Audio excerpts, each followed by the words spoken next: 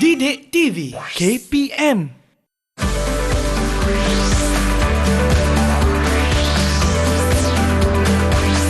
Didik TV KPM. Aduh, susah betul lah benda ni. Macam mana nak buat ni? Alamak, nombor pula dah. Apa banyak nombor dah sekarang ni? Macam mana nak masukkan ni? Fizi, kenapa tu? Nasib baik cikgu datang, cikgu. Saya tengah mengatur cara program ni, cikgu. Tapi tak boleh-boleh dari tadi, cikgu. Lah, Fizi dah buat atur cara rupanya. Okey, jom masuk kelas saya. Saya boleh ajar. Boleh ke, cikgu? Boleh. Cantik. Jom saksikan profil guru pada hari ini.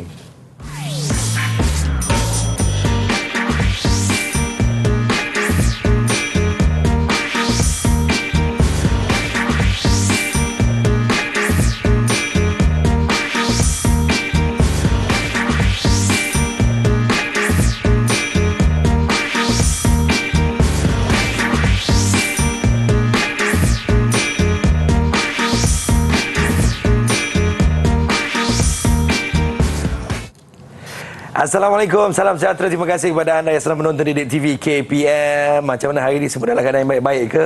Saya Fizi, host anda pada hari ini. Hari ini saya tidak kesorangan, saya bersama dengan Cikgu Norhilawati Nur Rahmat daripada SMK Bercam, Kinta Utara Perak katanya hari ini. Guru asas sains komputer. Apa khabar Cikgu Wati? Baik, Alhamdulillah. Sihat cikgu ya? Alhamdulillah. Baik, kami berdua akan bersama-sama dengan anda dan kita ditemani oleh cikgu jurubahasa kita, iaitu Cikgu Nur Atika Adni daripada SK Kuala Kubu Baru, Selangor. Cantik orangnya pada hari ini. Baiklah, hari ini kita akan berbincang, kita akan belajar tentang sesuatu cikgu. Saya pening kepala dah cikgu. Tadi macam mana nak mengatur cara program. Adakah hari ini kita akan belajar tentang itu, cikgu? Ya, insya-Allah kita akan kupas dengan lebih mendalam topik itu. Silakan cikgu. Baik, terima kasih. Sama-sama cikgu. Baiklah, hari ini kita akan bercerita mengenai pengatur cara dan juga kita hayat pembangunan sistem.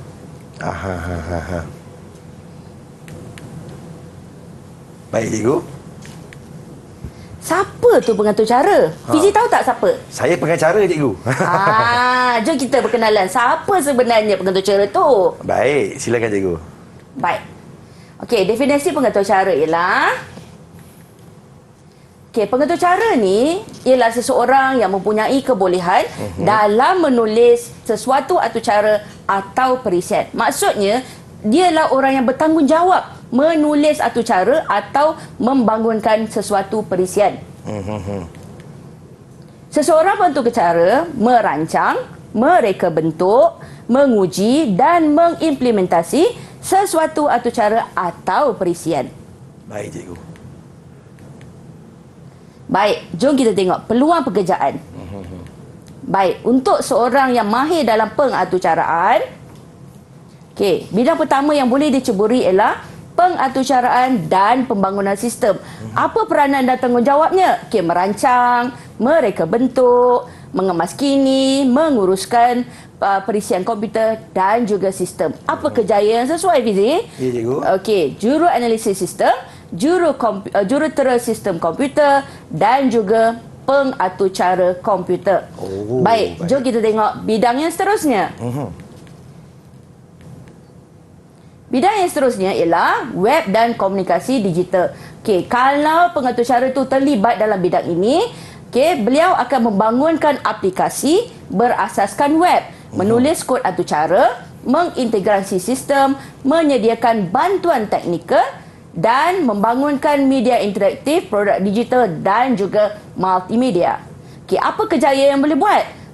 Pembangun laman web, pembangun perisian multimedia dan juga pereka grafik dan multimedia.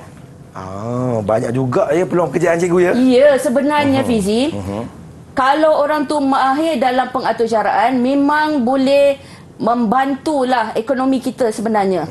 Silakan cikgu. Seterusnya.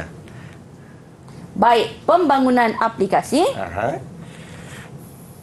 Kita hayat pembangunan sistem SDLC. Baik, apa tu SDLC? Okey, juga dikenali sebagai Kitar Hayat Pembangunan Aplikasi. Ini nama lain untuk Kitar Hayat Pembangunan Sistem. Menjelaskan tentang proses merancang, mereka bentuk, menguji dan mengimplementasi sesuatu aplikasi atau perisian. Terdiri daripada satu kitaran fasa secara berjujukan dan menjadikan satu pelan tindakan yang berkesan kepada pasukan projek. Membantu mengesan status penyempurnaan sesuatu projek. Okey, kenapa saya katakan ianya sebagai satu pelan tindakan? Sebab bila satu perisian akan dibangunkan, kita ada satu tim, satu pasukan yang akan membangun bersama-sama. Jadi, SDLC ni kita akan gunakan sebagai satu pelan tindakan. Kita boleh tengok dia punya aturan, flow dia. Yang mana kita perlu lakukan langkah demi langkah. Oh, baik. Dia ada sistem lah, cikgu. Yep. Okey, metodologi umum Kitar Hayat Pembangunan Sistem SDLC. Yang pertama, kita ada model air terjun. Yang kedua, model RAD, iaitu Rapid Application Development. Yang ketiga, model lelaran iteratif. Baik. Alright, seterusnya model lingkaran spiral, model tangkas agile, dan akhir sekali model hybrid, iaitu kombinasi model. Banyak betul lah model-model ya, cikgu ya. Hari ini kita harapkan kepada anda yang sedang menonton Didik TV ni kekal fokus, jangan ke mana-mana. Kita rehat seketika. Kita kembali selepas ini Didik TV KPM.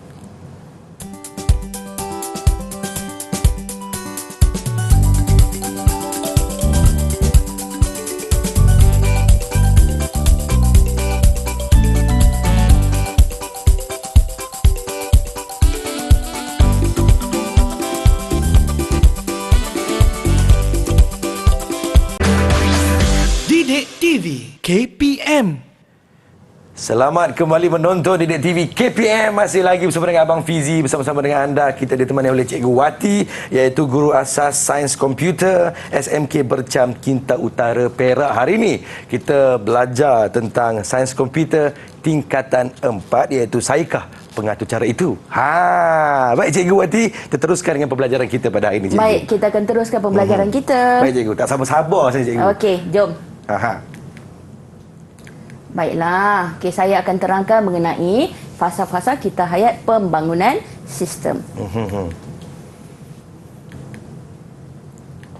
Baik, fasa pertama kita ada analisis masalah. Di fasa ini, apabila kita mendapat sesuatu situasi, kita perlu mencari data terlebih dahulu. Kemudian kita analisis masalah itu. Kenapa sistem itu perlu dibangunkan? Keperluan untuk membangunkan sistem itu. Dan kita perlu memikirkan penyataan masalah. Baik, Cikgu. Okey, fasa kedua ialah reka bentuk penyelesaian. Di fasa ini, kita akan mereka bentuk penyelesaian berdasarkan analisis masalah yang telah kita buat di fasa 1.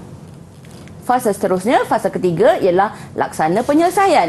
Laksana penyelesaian, kita bahagikan submodul dan di sinilah kita akan buat coding. Kita akan menaip atur cara di fasa nombor 3. Baik, Cikgu. Yang seterusnya, Cikgu. Alright, fasa yang keempat ialah uji dan nyahralat.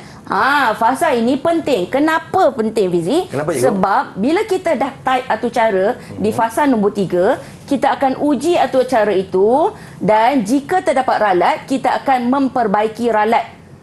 Di sini juga kita akan lakukan penambahbaikan jika diperlukan.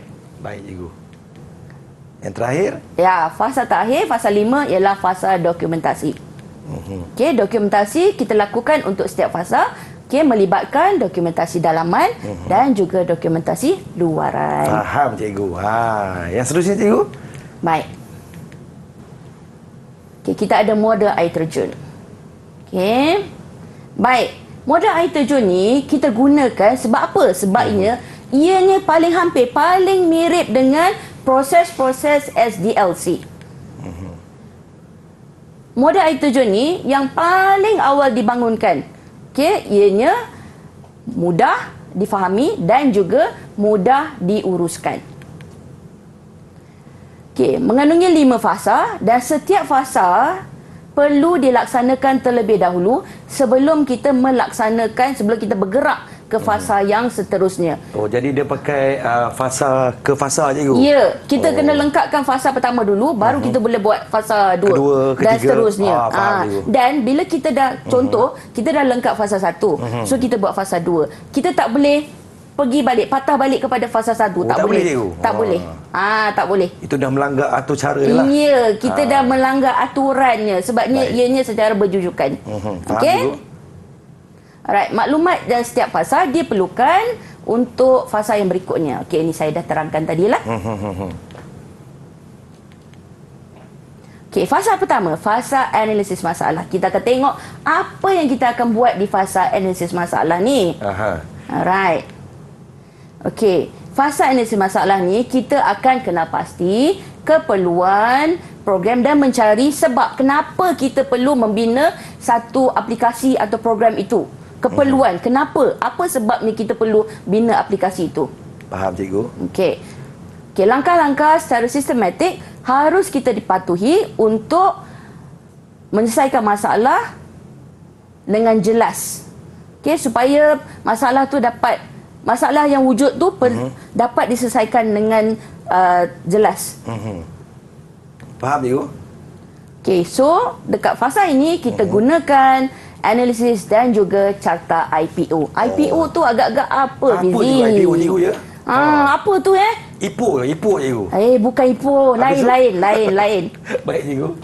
Apakah itu IPO, cikgu? Kita akan tengok. Alright, untuk analisis, kita akan tentukan penyelesaian yang kita perlukan. Lepas tu kita akan kenal pasti apa formula yang terlibat untuk program yang kita akan bangunkan tu. Lepas tu kita pula kena pasti pula input yang kita perlukan. Apa pengguna perlu masukkan, data apa yang kita perlukan. Alright. Baik, cikgu. Okey, kita tengok carta IPO. Carta IPO contohnya seperti ini. I itu ialah input, P ialah proses dan O ialah output. Faham, input cikgu. ni ialah apa yang kita nak pengguna masukkan data. Okey, proses. Apa proses yang terlibat? Contohnya ialah kita dapatkan kadar sejam, lepas kiraan, mengira gaji staf. Okey, output pula hasil yang kita nak ialah gaji staf. Baik. Baik. IPO tu adalah input, proses, output, cikgu, ya? Ya, betul. Bagus, saya faham. Baik, kita tengok tadi. fasa yang seterusnya Faham, iaitu cikgu. fasa reka bentuk penyelesaian. Baik. Fasa ini kita buat setelah kita siap analisis IPO. Kalau kita tak siap analisis IPO tu, tak boleh kita buat fasa yang ni. Okey? Dalam fasa ini kita melihat apakah potensi penyelesaiannya secara efektif dan juga secara efisien. Baik, cikgu. So kita nak cari penyelesaian yang terbaik dalam fasa ini. Okey? So algoritma, kita akan buat algoritma iaitu langkah awal penyelesaian masalah. Kemudian kita akan tulis sudut kod iaitu aturan langkah yang kita tulis dalam bahasa pertuturan kita. Itulah sudut kod, cikgu, ya? Ya, kemudian carta alih ini ialah gambaran secara grafik yang menunjukkan langkah penyelesaian dan hubung kait antara satu sama lain. Faham, cikgu? Baik. Reka bentuk kita dapat bahagikan kepada dua iaitu reka bentuk logikal dan reka bentuk fizikal. Reka bentuk logikal, spesifik, abstrak, penerangan mengenai perkara yang akan dilakukan oleh sistem. Okay, input, output proses dan kawalan keselamatan. Itu adalah logikal. Manakala reka bentuk fizikal ialah spesifikasi fizikal sebenar, penerangan mengenai fungsi sesuatu sistem, perkakasan, reka bentuk dan juga tata cara yang kita perlu lakukan. Baik, cikgu. Baik, kita tengok contoh. Okey, ini adalah contoh sudut kod dan juga carta alih. Ini berdasarkan contoh tadi yang mengira gaji staf tadi tu, ya. Berdasarkan IPO yang tadi tu. Input, proses, output. Yes. Baik, fasa seterusnya fasa pelaksanaan penyelesaian. Apa kita buat dalam fasa ni? Okey, fasa ni kita ubah daripada sudut kod dan juga catat alih yang kita dah buat tu, kita tukarkan kepada atur cara. Kita dah start buat programming untuk fasa ini. Faham cikgu? Okey, membina dan menghasilkan sistem yang dapat menyelesaikan masalah yang dihadapi. Jadi, bila kita ada masalah, so kita kita wujudkan, kita bina satu program untuk selesaikan masalah yang kita ada tadi tu. Faham cikgu? Okey, aktiviti pembangunan aplikasi melibatkan pengekodan. Ini yang saya cakap tadi, coding tadi. Okey, pengekodan ni kita guna bahasa pengaturcaraan. Okey, kejap lagi nanti Fizi akan buat. Okey, guna Java programming. Java cikgu? Ya, Java. Dah bersedia? Bersedia cikgu. Okey, Sentiasa bagus. bersedia. Ya. Anda bagaimana? Silakan cikgu. Pengekodan ialah proses di mana kita menukar kod pengaturcaraan kepada kod boleh laksana. Okey. Baik. Kita tengok contoh atur cara di sini. Yang ini berdasarkan tadi IPO, catat alih dan sudut kod tadi. Ini adalah contoh atur caranya. Baik cikgu. Dan ini adalah output yang kita boleh dapat berdasarkan atur cara di sebelah. Oh, ini dia punya contoh cikgu ya? Ya. Baik. Fasa keempat ialah fasa uji dan nyah ralat. Apa kita buat dalam fasa ni, Fizi? Kita buat kita cikgu? dah buat coding, kita dah buat programming. So, bila kita dah buat programming, pastinya kita perlu semak sama ada ralat ataupun tak. Kenapa kita perlu semak ralat, Fizi? Kita kena untuk memastikan kita punya sistem tu benar-benar berfungsi dengan baik cikgu. Ya, tepat Ya, sekali. hebat. Bijak Fizi ni. Okey, baik. Baik, cikgu. Okey, baik. Untuk fasa ini, kita uji atur cara yang kita dah buat sama ada ianya berfungsi dengan baik ataupun tak. Sama ada tujuannya dicapai ataupun tak. Okey, memastikan semua modul berfungsi. Kita akan buat, kalau ianya satu sistem yang besar, kita akan uji setiap modul tu, sub-modul tu berfungsi ataupun tidak. Okey, memastikan maklum balas daripada pengguna. Okey, kita akan minta pengguna tu buat ujian, test guna kita punya program tu, sama ada mendapati apa requirement yang mereka perlukan ataupun tidak. Okey, melibatkan pengguna sepenuhnya. Okey, kalau ada ralat yang tercicir pun kita akan kena pasti di fasa nombor 4. Okey, membantu pasukan projek membuat dokumentasi. Ini adalah penting juga ya. Bila daripada ini kita akan bergerak ke fasa ke-5, iaitu fasa terakhir. Fasa apa, Fizik? Fasa apa cikgu? Fasa Dokumentasi. Tapi sebelum saya terangkan fasa dokumentasi, saya akan terang sedikit mengenai jenis-jenis ralat. Okey, yang pertama kita ada ralat sintaks. Macam mana ralat sintaks ni boleh berlaku? Ianya akan berlaku bila kesalahan tata bahasa, seperti salah ejaan ke, salah koma ke, semikolon tak ada ke, okey, ataupun penggunaan objek atau aksara yang tidak dikenali. Yang kedua, kita ada ralat logik. Okey, berlaku apabila atur cara tidak berfungsi seperti yang kita nak. Okey, jarang, kalau compiler tak boleh nak kesan. Hanya orang yang buat atur cara tu saja yang boleh kesan. Faham. Okey. Dan yang terakhir, kita ada ralat masa larian. Okey, ralat yang ditemui ketika atur cara yang sedang berjalan. Maksudnya bila kita run atur cara tu, dia boleh terhenti secara tiba-tiba.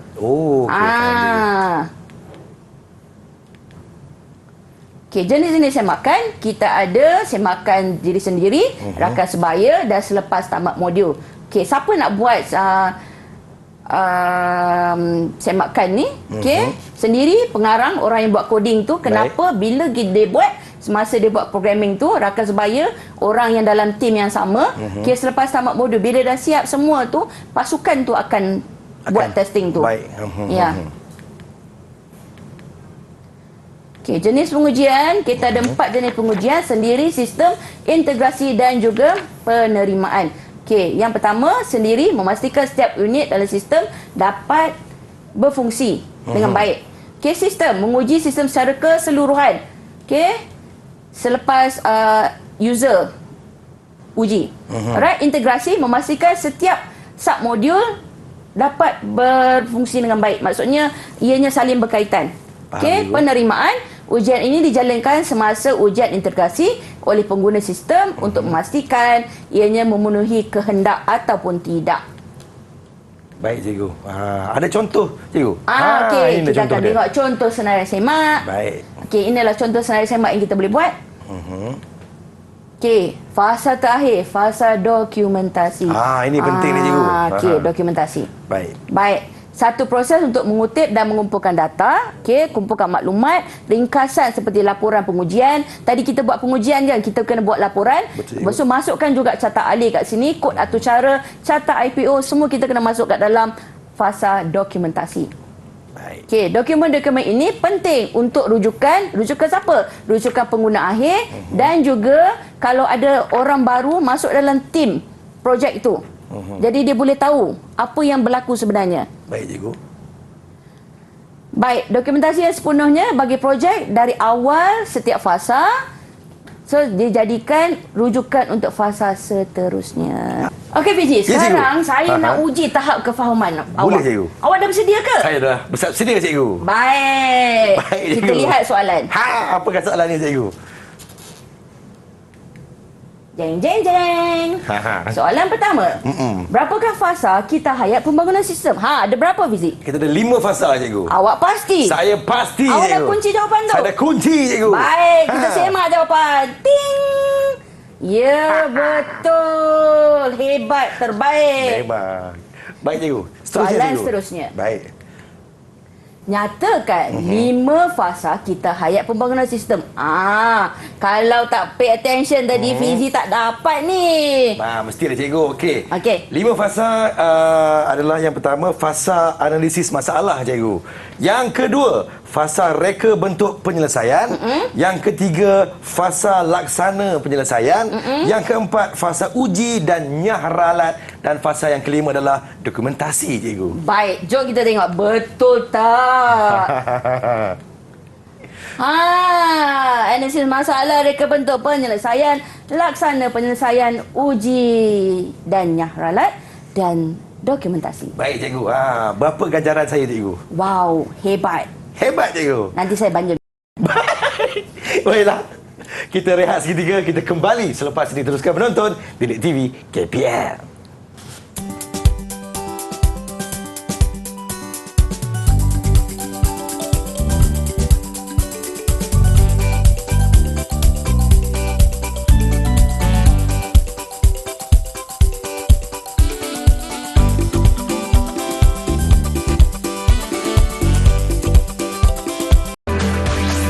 Didik TV KPM.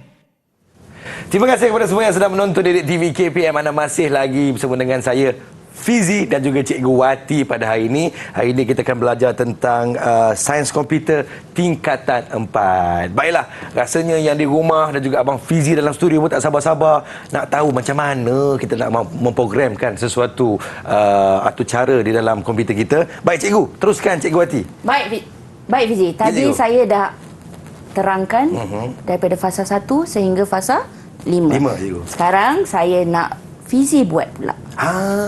Baik Cikgu, saya akan buat Cikgu. Bersedia tak? Bersedia Cikgu. Hebat. Baik. Baik, untuk fasa 1 dan fasa 2. Fasa 1 tadi apa Fizi? Analisis masalah. Okey, di fasa ini awak perlu analisis masalah yang ada berdasarkan situasi yang diberikan. Baik. Awak perlu juga menyediakan analisis IPO. Kemudian untuk fasa kedua, awak perlu lukis, carta alih dan juga tulis sudut. Jom kita tengok soalan. Boleh tak? Silakan Cikgu. Baik. Anda dikendaki untuk membina satu program mengira harga seutas rantai. Rantai ini menggunakan manik berwarna hitam dan putih serta benang. Baik. So Fizi Ya, perlu cikgu. bina fasa-fasa kita hayat pembangunan sistem berdasarkan situasi yang saya berikan. Baik Cikgu. Boleh. Boleh kita mula sekarang? Silakan Cikgu. Baik. Baik. Boleh mulakan dengan fasa 1, Fizi? Fasa 1 ya, kita kena analisis masalah cikgu. Okey, analisis masalah. Yang pertama ialah kita kena mengenal pasti sistem dan juga mencari sebab program ini dibina. Sebab kenapa kita nak bina program ni? Kita program ini dapat mengira harga rantai dengan cepat dan juga tepat cikgu. Betul cikgu? Lepas tu program ini dapat mengurangkan kesalahan dalam kiraan harga rantai. Ya, kita perlu bina sistem ini supaya senang untuk membuat pengiraan. Kita jual rantai. Betul, cikgu. Lepas tu nanti kalau pelanggan nak tahu harga, lambat pula kiraan. Jadi kita perlu bina. Okey, baik. Lepas tu kita kena buat carta IPO cikgu. Baik, Input, proses juga output. Baik. Okey, input dia kita kena ada kos putih, bilangan putih, kos hitam, bilangan hitam, kos benang dan juga panjang benang cikgu. Baik. Kita perlu dapatkan kos terlebih dahulu ya. Betul cikgu. Baik. Kemudian apakah proses yang terlibat, Fizi? Proses dia ada bayaran 1 iaitu melibatkan kos putih dan juga bilangan putih. Bayaran 2 kos putih dan juga bilangan hitam. Bayaran 3 kos benang dan juga panjang benang. Jumlah bayaran 1, bayaran 2 dan juga bayaran 3 cikgu. Itu proses cikgu. Okey, untuk output apa dia? Output dia jumlah bayaran lah cikgu.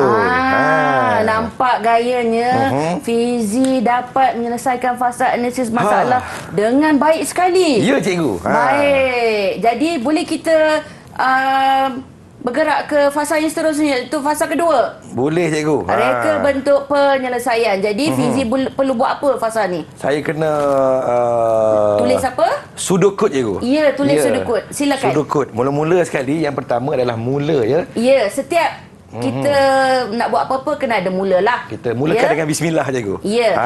Okey, yang Seterusnya? kedua kita kena masukkan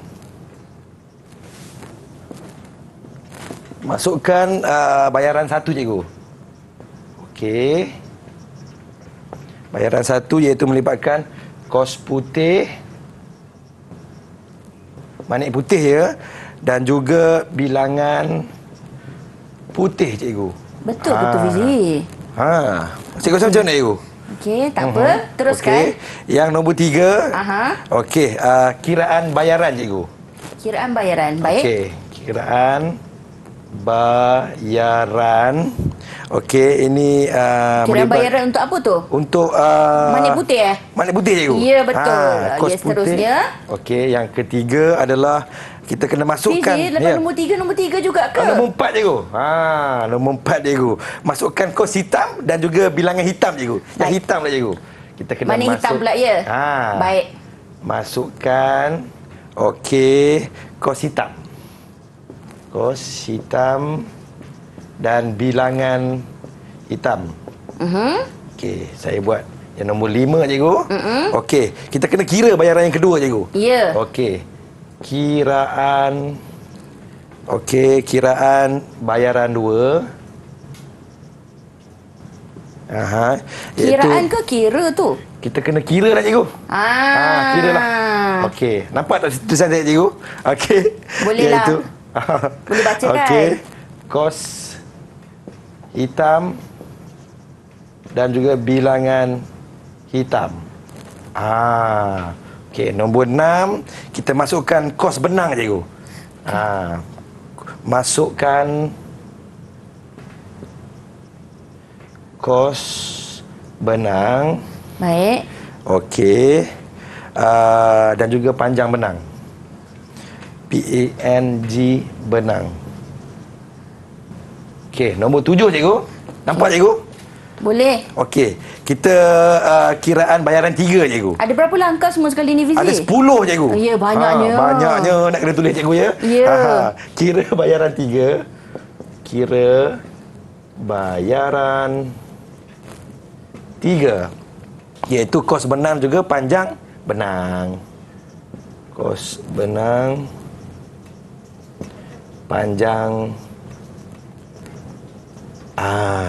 Yang nombor 8 cikgu.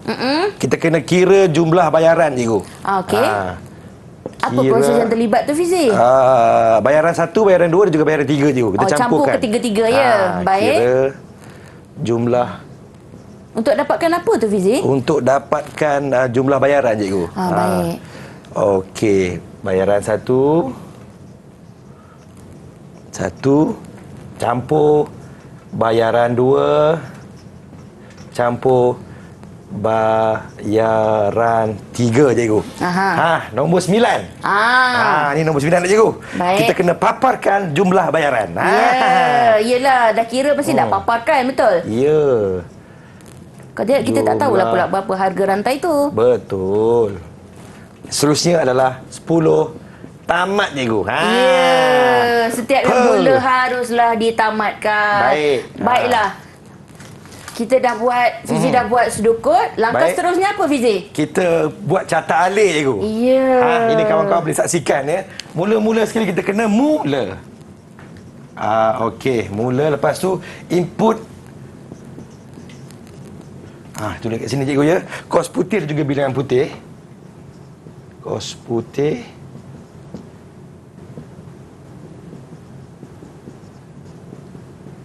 Baik. Yang kedua, cikgu, bayaran satu bersamaan dengan kos putih dan juga bilangan putih. Kos putih kalikan dengan bilangan putih. Okey, bayaran satu. Asterisk, simbol asterisk itu adalah untuk kalikan darab. Oh, macam mana, cikgu? Putih. Macam ni, cikgu, Ya, betul. Okey. Bil putih. Baik, yang seterusnya input kos hitam dan juga bilangan hitam, cikgu. Ya. Input kos hitam.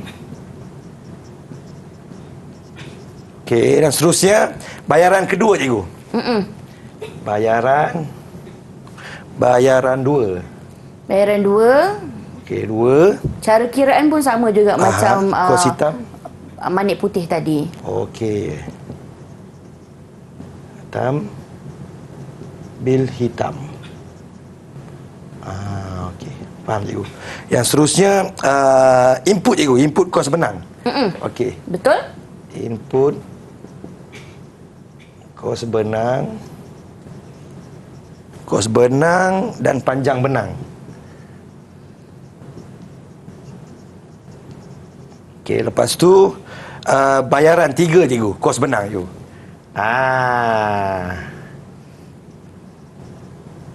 Bayaran 3, kos benang, panjang benang. Ini apa tanda dia, cikgu? Macam bintang ni. Panjang. Asterisk kan? Okey. Yang seterusnya adalah jumlah bayaran lah, cikgu. Ya. Jumlah bayaran. So, kita akan tambah bayaran 1, bayaran 2 dan bayaran 3 untuk mendapatkan jumlah bayaran. Tu tambah bayaran 2 tambah bayaran 3. Okey. Yang seterusnya adalah paparan jumlah bayaran, cikgu. Ya, paparkan. Ya, betul. Papar jumlah bayaran. Okey, yang seterusnya tamatlah, cikgu. Tamat. Okey. Alhamdulillah, cikgu. Macam mana, cikgu? Okey. Mai, tengok. Betul tak? Berpeluh saya nak menulis ni, cikgu. Ya. Baik, jumlah bayaran. Okey, baik. Baik, cikgu. Papa jumlah bayaran. Sebenarnya kalau jumlah bayaran tu perlu dituliskan dengan rapat je, tak boleh ada space sebenarnya, tak boleh ada ruang. Jadinya tak apalah, nanti bila awak buat atau cara nanti awak murnikan di situ. Baik, cikgu. Okeylah, cikgu. Berapa ganjaran sini, cikgu? Fizi, sebenarnya saya tengok awak sangat cemerlang lah. Terbaik sangat. Terima kasih, awak cikgu. boleh tulis sudukut dan lakarkan carta alih ni dengan tepat sekali. Terima kasih, cikgu. Tahniah. Sama-sama, cikgu. Ini semua hasil daripada cikgu ajar saya lah, cikgu. Baiklah, kita lihat seketika, kawan-kawan. Jangan ke mana-mana, teruskan menonton Didik TV KPM.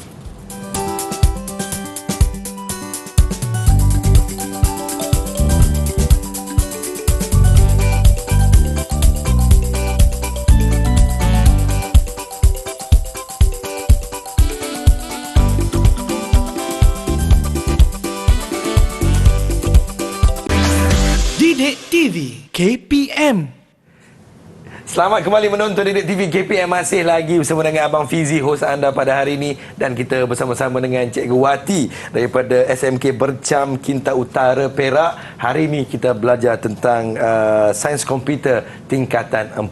Baik, Cikgu Wati, kita teruskan dengan pembelajaran kita pada hari ini, Cikgu Baik, Wati. Fizi. Tadi Fizi dah buat fasa 1 dan fasa 2. Aha. Sekarang kita akan buat fasa 3, fasa 4 dan fasa 5. 5, Cikgu. Baiklah. Baik, di fasa 3, apa yang awak akan lakukan, Fizi? Rasa-rasa kena buat apa? Kita buat apa, Cikgu? Di fasa ini awak perlu buat laksanakan penyelesaian. Okey, untuk fasa ini Baik, awak perlu buat pengekodan. Maksudnya awak perlu menghasilkan atur cara berdasarkan situasi yang telah saya berikan tadi. Awak dah buat analisis tadi, dah buat reka bentuk. So, fasa ketiga ni awak perlu buat pengekodan. Kemudian di fasa keempat, bila awak dah siap, nanti kita akan buat pengujian atau cara yang awak dah type tadi. Baik, Cikgu. Kemudian kita akan tengok ada tak ralat. Kalau ada ralat, kita akan betulkan. Dan untuk pastikan program kita tu dapat berjalan dengan sempurna. InsyaAllah, Cikgu. Baik, Cikgu. Fasa kelima kita buat dokumentasi. Baik. Anda bersedia? Bersedia, Cikgu. Baik, silakan. Okey, saya tengah buat, Cikgu, ya. Baik, Cikgu. Sambil-sambil tu, Cikgu, cuba Cikgu terangkan fasa 4 dan fasa 5 ni nak buat apa, Cikgu? Ya, okey. Kita akan tunggu Fizi selesaikan atur caranya sebentar lagi. Okey, di fasa 4 kita akan buat pengujian. Kita akan buat pengujian sama ada atur cara yang Fizi hasilkan itu dapat menepati spesifikasi yang diperlukan. Betul, berdasarkan situasi yang cikgu berikan tadi. Di fasa kelima, kita akan bincang mengenai dokumentasi yang kita perlu masukkan di fasa 5. Baik, Cikgu. Yes, Cikgu. Dah siap, Cikgu. Dah siap, Cikgu. Penat saya menaip, Cikgu. Betul lah. Cikgu rasa macam mana, Cikgu? Baiklah, jomlah kita semak apa yang Fizi dah buat tadi. Baik, kita tengok. Baik. Mendapatkan bayaran untuk manik putih. Baiklah. Pengiraan. Baik. Baik, Cikgu. Yang seterusnya, Cikgu, bagaimana, Cikgu? Kita nak teruskan lagi dengan prosedur kita ni, Cikgu. Baik, tadi saya dah tengok yang atur cara yang awak buat tu dah tak ada ralat. Jadi, kita akan buat fasa keempat iaitu pengujian. Baik. Jom kita masuk data. Okey, masukkan kos manik putih. Di sini Fizi akan inputkan harga 1 unit manik putih. Okey. 50 sen, baiklah. Okay. Kemudian langkah seterusnya Fizi masukkan bilangan manik putih pula. Ada 20 ke semuanya? Ya, baiklah. Okey, jadi hitam. Kita dah tengok di situ dipaparkan bayaran manik putih sebanyak RM10. Okey, seterusnya masukkan kos manik hitam. Berapa, Fizi? Manik hitam mahal sikit, Cikgu. Berapa? 60 sen. 60 sen. 60 sen, Cikgu. Baik. 60 sen. Okey. Fizi tertinggal kosong ke tu? Lah, Cikgu. Kita kena ulang balik, Cikgu, ya? Tak apa. Kita tengok apa yang jadi. Okey. Kita kena masukkan bilangan manik hitam, Cikgu. Okey, baik. Baik. RM12, Cikgu. Baiklah. Kos benang. Berapa kos untuk benang, Fizi? Kos benang adalah RM1, Cikgu. RM1. Baiklah. Baik. Berapa panjang yang digunakan? 2 meter, Cikgu. Okey, baik. 2 meter ke cm, Cikgu? Tak apa, masuk je nombor kat situ. Baik. Baik. Dipaparkan di sini, kalau kita dapat lihat di sini, bayaran untuk manik hitam dipaparkan, kemudian dipaparkan juga bayaran untuk benang. Kemudian harga rantai dipaparkan sebanyak RM24 iaitu dengan mencampurkan kos untuk ketiga-tiga iaitu manik putih, manik hitam dan juga benang. Jadi nampak gayanya atur cara ini dapat berfungsi seperti yang kita kehendaki. Alhamdulillah, syukur, Cikgu. Hebatlah awak ni, Fizi. Mestilah anda boleh Cikgu, kan? Cikgu Wati. Bagus. Baik, Cikgu. Rumusan pada hari ini, Cikgu. Baik. Sebagai rumusan. Okey. Jangan lupa ya, kalau kita nak buat fasa analisis ini ya. Sudut kod dan carta alih ni kita harus hasilkan dengan lengkap dan betul supaya dapat memastikan satu cara atau program yang kita bangunkan itu dapat menepati kehendak. Yang pertama. Yang kedua, setiap fasa kita hayat tu kita perlu lengkapkan, kita perlu lakukan satu per satu tanpa meninggalkan sebarang fasa kerana ianya saling berkaitan antara satu sama lain. Seterusnya, Cikgu. Ralat perlu dikenal pasti. Sangat penting ya. Ralat untuk kita kenal pasti supaya kita punya atur cara atau program dapat berfungsi dengan baik. InsyaAllah. Cikgu, bagaimana dengan prestasi saya keseluruhannya cikgu pada hari ini? Secara keseluruhan prestasi awak sangat cemerlang Fizi. Awak dapat menguasai topik pembelajaran dengan baik sekali. Tahniah saya ucapkan. Baik, terima kasih kepada Cikgu Wati kita iaitu guru sains komputer daripada SMK Bercam Kinta Utara Perak. Cikgu, kalau ada kawan-kawan kita yang terlepas cikgu, boleh rujuk di mana cikgu? Baiklah. Boleh rujuk di Pelanta Delima KPM. Itulah dia. Jangan lupa boleh terus ke sana. Terima kasih kepada cikgu juru bahasa kita itu Cikgu Nur Atika ni daripada SK Kuala Kubu Baru Selangor. Dan terima kasih kepada semua yang tak jemu-jemu menonton Didik TV KPM. Fokus sentiasa, jangan nakal-nakal. Teruskan menonton Didik TV KPM. Jumpa lagi. Bye-bye.